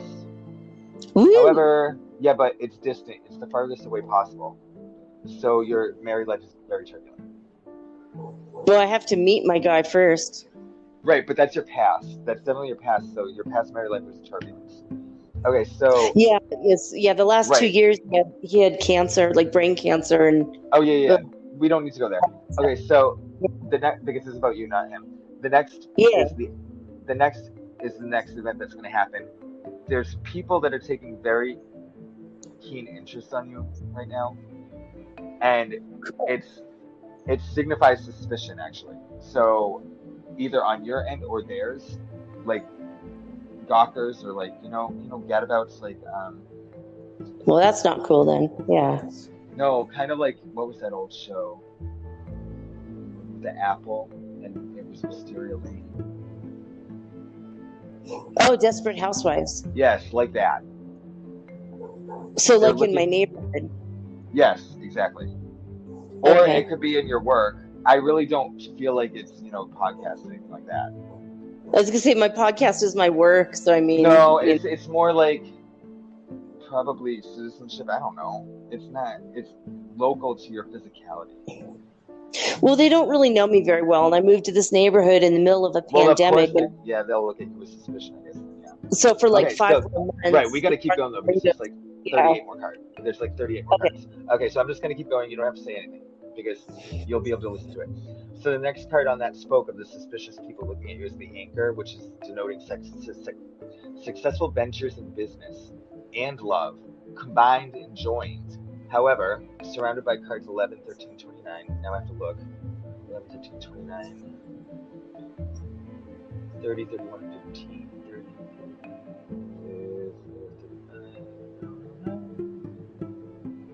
39.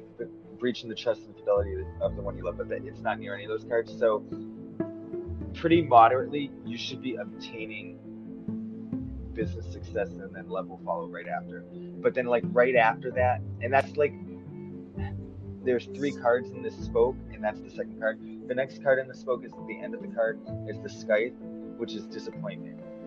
And near the coffin is instant death or early death. And every time that you're not near the coffin, so the coffin's not even out on the board. It's not even out on the board, which is weird because I cut it, and if you didn't do that little cut, it might have been. But it's the Death Reaper scythe, and when that's next to the coffin, it's death. And the reason why I stopped doing readings with this deck is because I did 3 readings from people I knew. Aunt died, grandmother died, mother died, and I was like, what? And now I'm a Death Oracle brain, so I stopped using this deck. It was like, what the fuck? I'm talking about like within 2 days. The last one was within 2 days. She was found on her couch dead. Holy shit! And then I had her couch.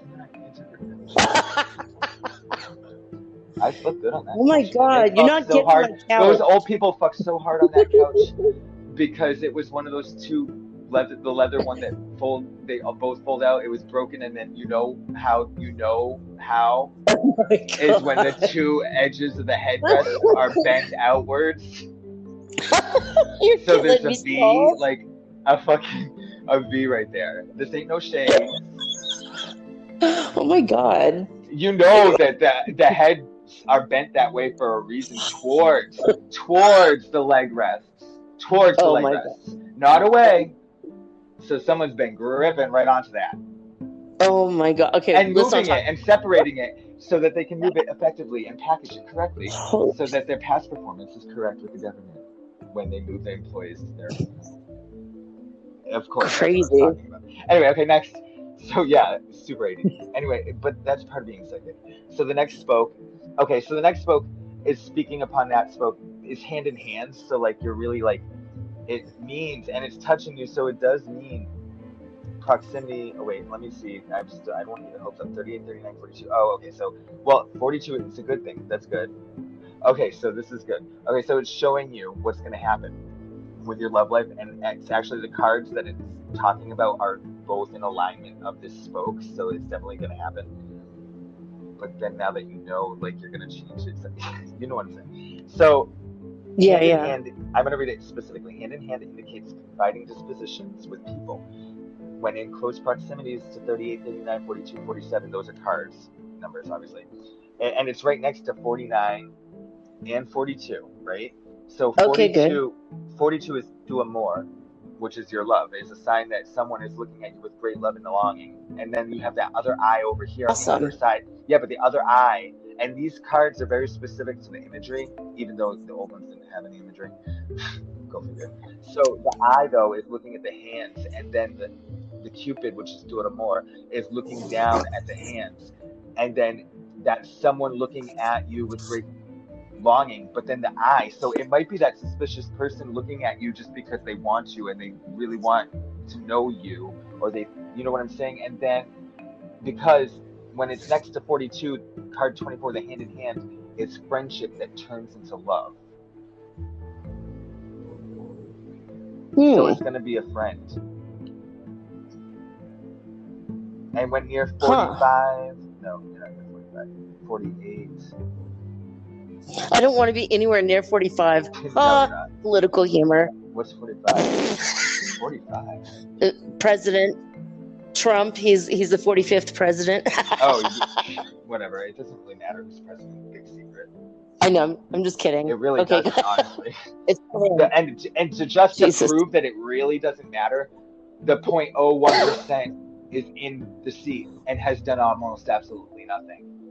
Because I work in government contracting, and the contracting and spending across small businesses and contracting and procurement for federal, for DOD, all the state DOTs, all federal, everything, Army, Navy, everything that's controlled by Homeland Security and DOD, those Department of Defense, they both control everything now.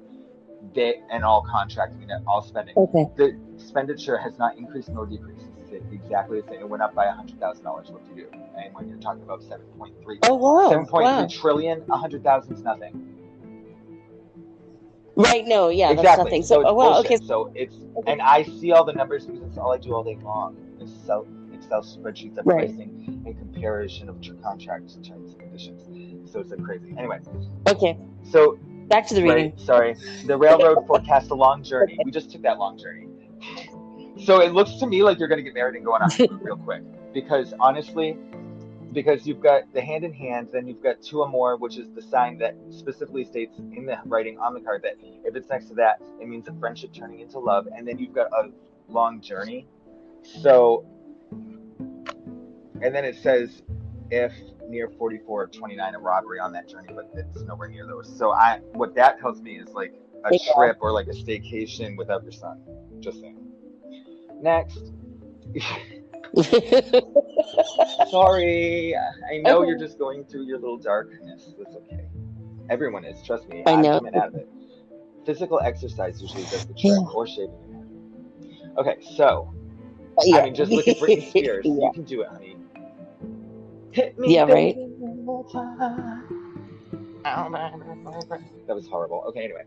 So next, after the little love adventure, you've got storks looking at snakes, literally. So the stork denotes another change of residence. Go figure. You're going to move again. And this is definitely for the better sooner than later. But hello, if you're going to literally, if this is going to come true and you're going to like go on this journey with this person that was a friend really quickly because it came out of suspicion, like, and then turned into love all super quick. When this really happens, you know, my podcast is going to get so many hits. No, I'm just kidding. I don't even. I have to revive it. I need the defibrillator on my podcast, but it's taking a whole new direction, honestly, because I actually found my life purpose, which is not reading, but readings facilitate magic. So, okay, so the stork is a denote of change for sooner, and it's definitely better. It's right next to you. It's after that person turns friendly, but then honestly, right after that change, there's the snakes, which is anonymity, not anonymity, enmity, and ENMITY, being an enemy, right? Being an enemy, enmity, calamity. The degree, I hope someone's not using you for a green card or something like that.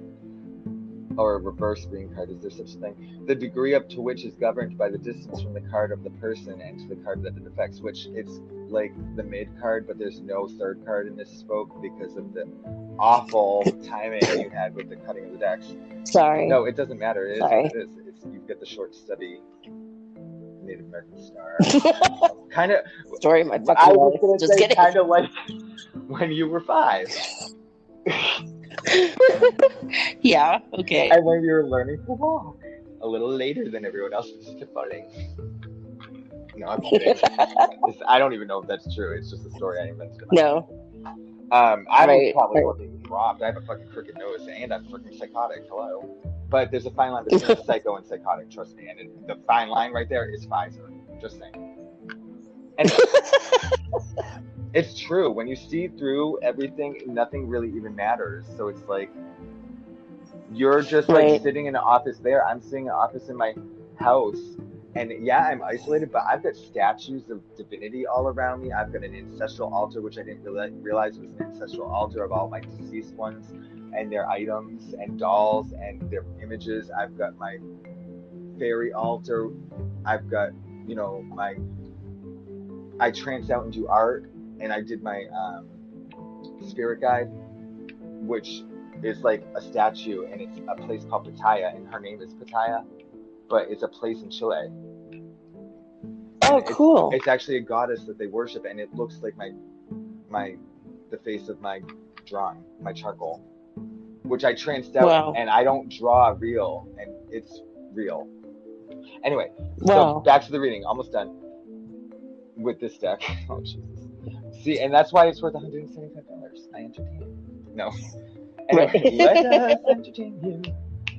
Anyway, so after the anonymity, like I feel like a rugrat. Anonymity. I live in an anemone. An anemone. Okay, don't turn yourself in. An anemone. Okay, the next part, I love that movie. I fall asleep to that movie, like, bam, done. Right? I go in, and I go out, and I go to sleep. Because he goes in, he goes out of the anemone, into the anemone, out of the anemone. Oh, I didn't mean it like that, in and out. Because he was scared of the eel that killed his wife and all his children, his, like, 192 children. Oh, not that eel either. The electric eel, or the Gerard. What was that? It wasn't an eel at all, actually. It's that Asian lady. What the hell? Hey, I've got B positive blood. That's not racist. Finding Nemo? Is that what you're talking about? Yes, the eel. It's not an eel at all. It's a barb. What is that thing called? A marlin? Not a marlin. That was his name. What is that? Boarfish? Barracuda. I don't know. It was a barracuda. Oh, yeah, Barracuda. We might have to do this as part 1 and part 2, dude. Okay, sorry. I was going. Music's I'm a bard, I think. Like a jester. I know you are. Because I play like 12 instruments. Like, come on. Okay, and there's a magic in that, but no one realizes it yet, because the 4th dimension is bridged by emotion, and that's through music, so, and color and math, and that's about it. Okay, so the park foretells a new love when very near, if distance false friends. Okay, so like, listen, something happens. There's a honeymoon, and this relationship is like 2 weeks, and then it's over. You move with them. You move in with this person. And then there's another new love, unless you're going Pleiades with it. Or, what is it, Andromeda? Yeah, right, Andromeda. I don't think you can freeze time with your fingers. So I don't think you're Andromeda in this go-around. Maybe in essence, but... So you maybe... No, I do not see the card that says there will be an open relationship and everyone will be satisfied. No. I do not see that card. So that's... I can only assume that the new love possibly, well, the next card on that park of the new love is the safe, which is the money safe, indicating riches if the shut side is toward the person. But guess what side is facing you? Is it facing me? No, the open side's facing you, so you're speculation on loss. So I'm pretty sure someone's going to marry you and steal something. But I don't really want, my Psychic 101 ethics, I should not have said that. I hope, maybe you can edit that. Because I really should. No. But I know you, and we've talked for almost, it feels like 15 years, but I know it's only been like 5 months. It's the 5 months. It's been longer than that. Maybe. Like last November. Yeah, since I've been working for this crappy company in my home office, which I love. Anyway, because I wake up, and, well, I can't say anything because I'll incriminate myself. Anyway, the next, yeah, don't do that. Well, it's fun. No, it's because like I have my life and I live it, and I'm progressing, and physically, spiritually, I pray a lot. Like it's kind of basically like a solitude monk type thing with video games, so it's kind of fun. So, and some contracts and stuff. Ugh. Anyway, right. That's cool. And like hardly any music though. That's what sucks, especially with COVID. You can't practice because instruments spread disease inherently. Oh wow. Yeah. Hello. It's air. Music is air. Yeah, right. And the flute is the worst oppressor of them all. You're blowing it right into someone's face. No, I'm serious. I've gotten when I started doing the flute professionally, I was sick all the time with a sore throat, always. Oh my god. And it's because it blows right into the person next to you. Anyway, next, you've got the clouds. They're kind of under you. So, yeah, the clouds with the dark side toward the person is not so great. It means divorce. Guess what side is towards you? And I'll take a picture of all this. I'm telling you, something weird is gonna happen. Or are you still not divorced or something? Oh, he's dead. It doesn't matter if I'm divorced or not. Oh, that's right, all that. Well, no, this is not that. This has nothing to do with that. This is new. Right. It's all new. It says new. That was 10 years ago. All of it says new. You're going to move again. Whoop-de-doo. I hate moving. Get used to it. I hate moving too. Well, whatever. You're a gypsy. Get over it. So, and plus, you can't barely breathe. Clouds, dark side, divorce. Bright side towards you ensures domestic happiness, but you already had the other domestic happiness card, and it was happy, but the bride, remember, was all the way at the end. So that it goes in hand with it's confirming it. So, and then the next card is the tree, which is good health near flowers, fulfillment of highest hopes. However, a tree cannot grow. Well, the bright side of the clouds are towards the tree, but there's still no sun. However, the sun's in the next spoke, which is the second to last, the penultimate spoke. The mountain nearby is the presence of enemies.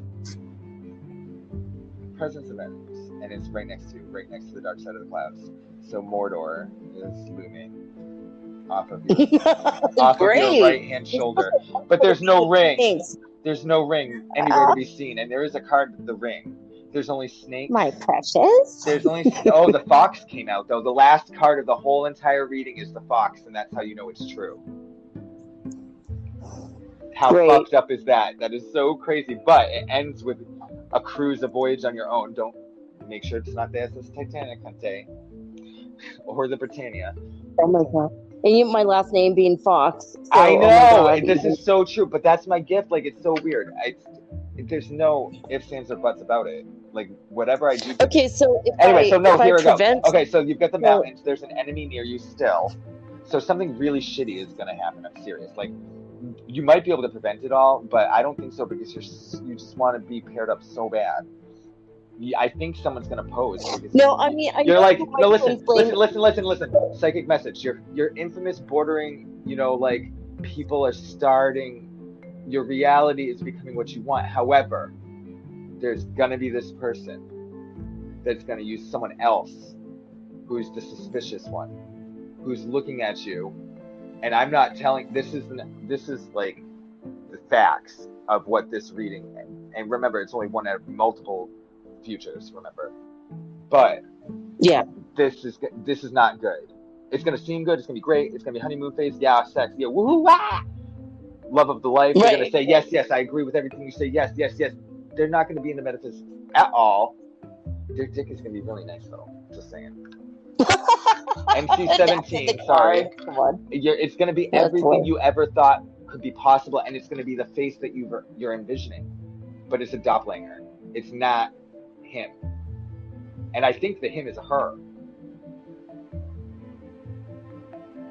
I don't think. No, I think it's more androgynous than you think.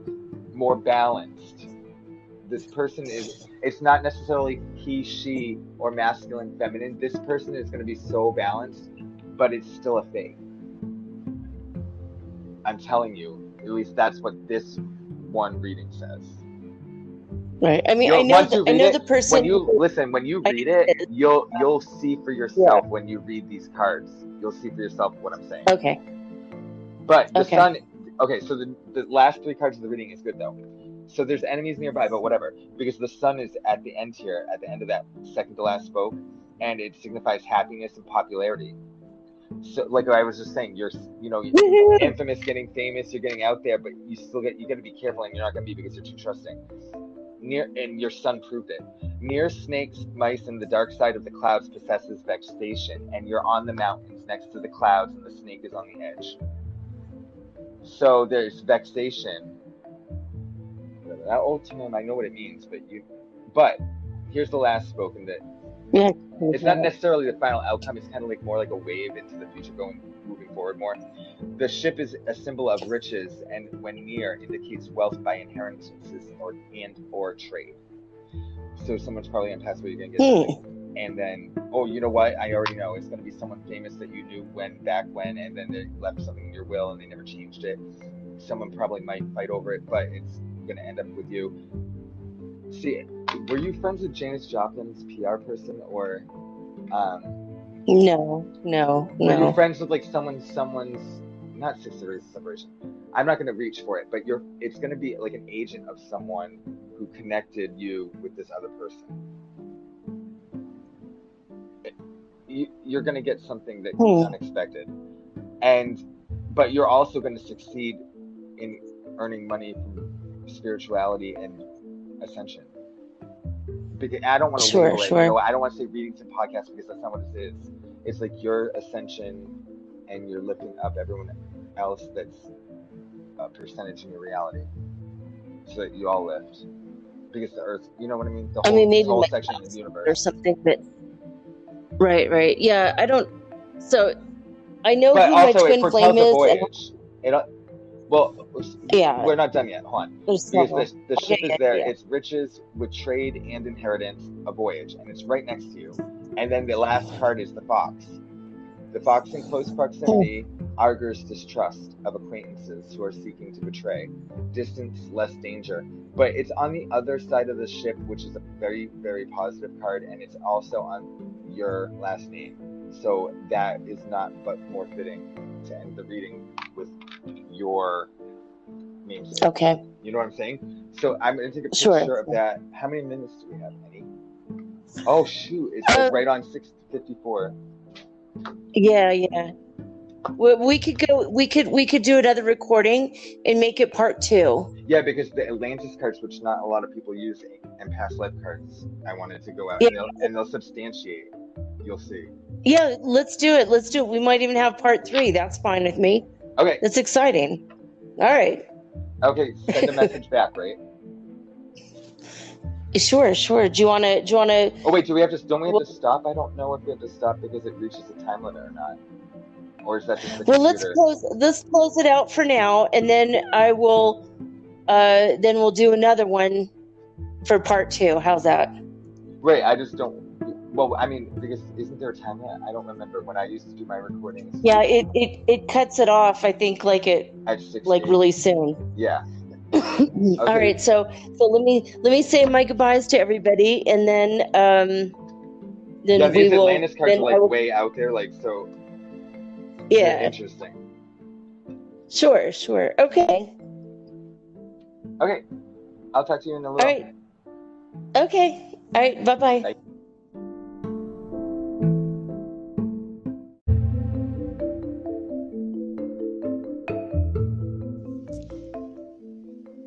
Well, there you have it, guys. I hope you have enjoyed this wild energy of this episode.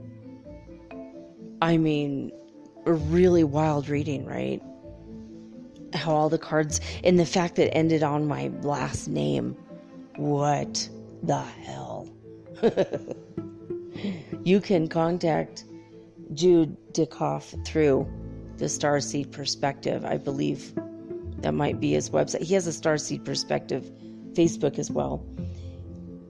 But probably Facebook is the best way to get in touch with him.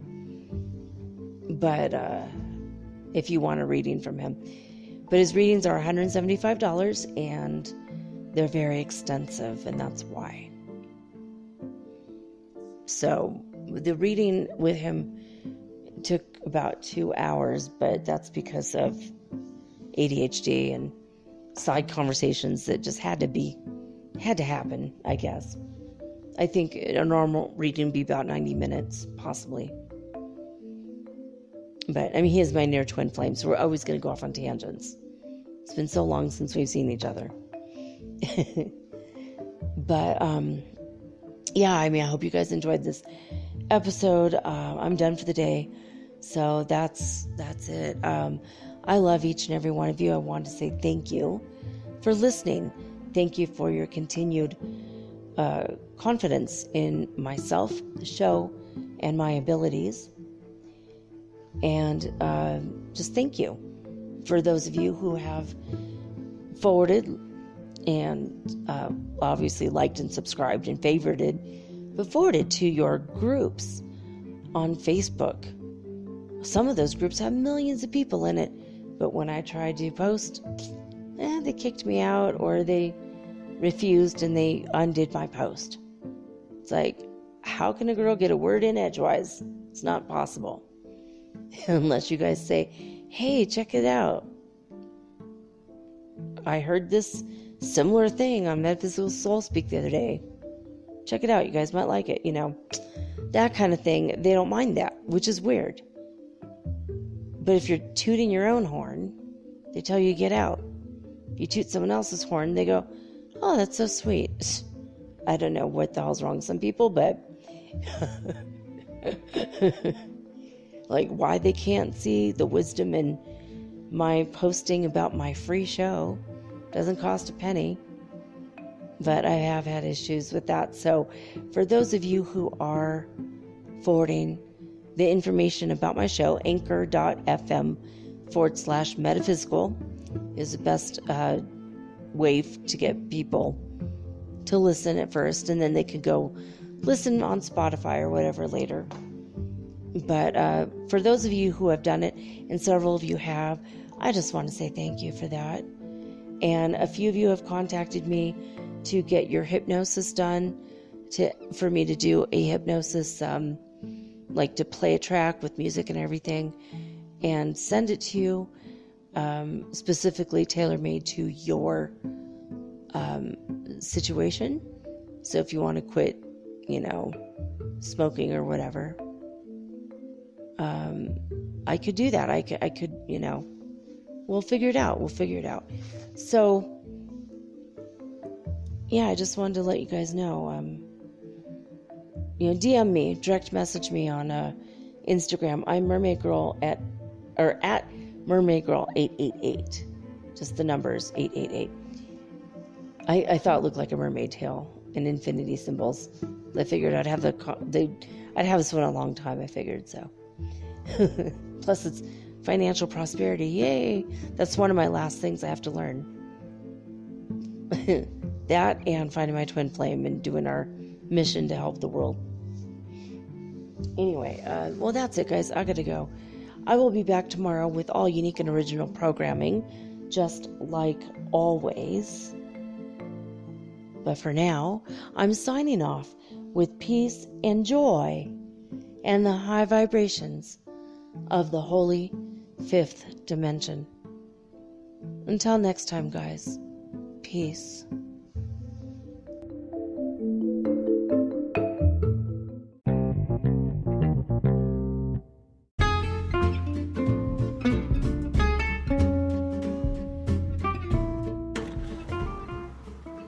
Metaphysical Soul Speak is run on sponsors and listener support.